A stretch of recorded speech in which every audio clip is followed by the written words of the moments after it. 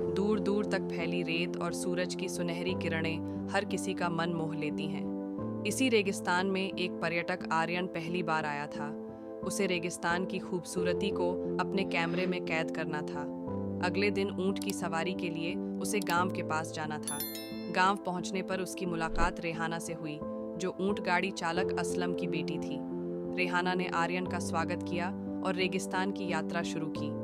ऊंट पर बैठकर चारों तरफ सिर्फ रेत और खुला आसमान था। आर्यन ने रेहाना से पूछा, तुम्हें यह जगह कभी उबाऊ नहीं लगती? रेहाना मुस्कुराई और बोली, रेगिस्तान की हर कण में कहानियां बसी हैं। यह जितना शांत है उतना ही गहरा। आर्यन उसकी बातें सुनकर प्रभावित हुआ। सफर के दौरान उन्होंने एक दूसरे से अपनी जिंदगी की बातें साझा की। आर्यन ने बताया कि वह फोटोग्राफर है और दुनिया घूमना उसका सपना है। रेहाना ने बताया कि वह पढ़ाई करना चाहती थी, लेकिन परंपराओं के कारण उसे पढ़ाई छोड़नी पड़ी।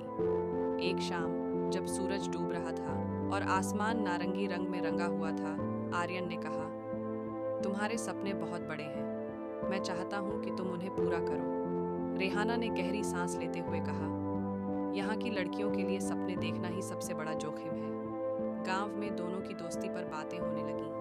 कुछ लोगों ने रेहाना के परिवार पर दबाव डाला। उसके पिता ने उसे चेतावनी दी कि वह इस रिश्ते को खत्म कर दे।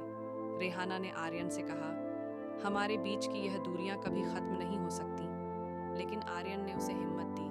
उसने रेहाना के लिए ऑनलाइन पढ़ाई का इंतजाम किया और वादा किया कि वह उसकी मदद करेगा।